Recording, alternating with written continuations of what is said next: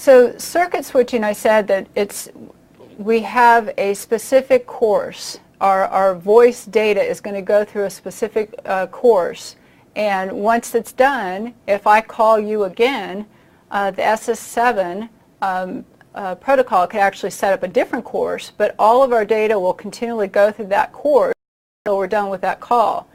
Now that's different than packet switching, where packet switching is much more dynamic. It could go from one router to another router to another router, and it's based on how busy a router is, the congestion, if a link goes down. So I can actually send you, I can email you, I can send you a document, and my packets could actually take different routes through routers, and then they get to your destination, they have to be reassembled. But this is how the internet was actually developed. The internet was developed to be a redundant communication mechanism for the military. So if one line goes down, there's still another line to be able to communicate. So packet switching is used for like data.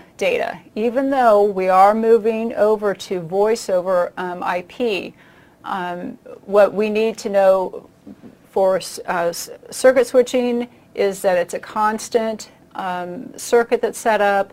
It's used mainly for voice data. Packet switching is usually data, and it's bursty in nature, and there's specific protocols that we're going to talk about that work in this type of mode. So packet switching is how the internet works, but it's also how different WAN links work. And what that means is a company will actually pay for a WAN link.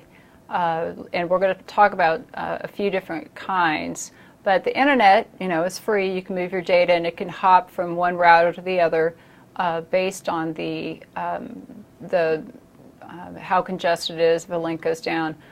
So it's the internet, but that's different than a WAN link that customers actually pay for. So what we're talking about specifically is what customers will pay for to get a destination like from one office to their other office. So the differences between circuit switching and packet switching that we need to know is that the circuit switching is considered connection oriented because it's going to make that circuit, and all data will go through that circuit until the connection is disabled, until we hang up.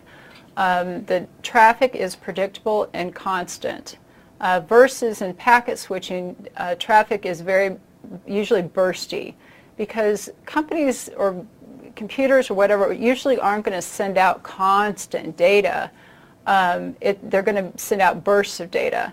So where circuit switching has more of a predictable and constant manner, the packet switching will have bursts of data, and because it's going through all of these different routes, the data can actually show up, the packets can actually show up in different orders, so they have to be reassembled. And that means that the packet switching can have variable delays since they're basically swimming down different streams.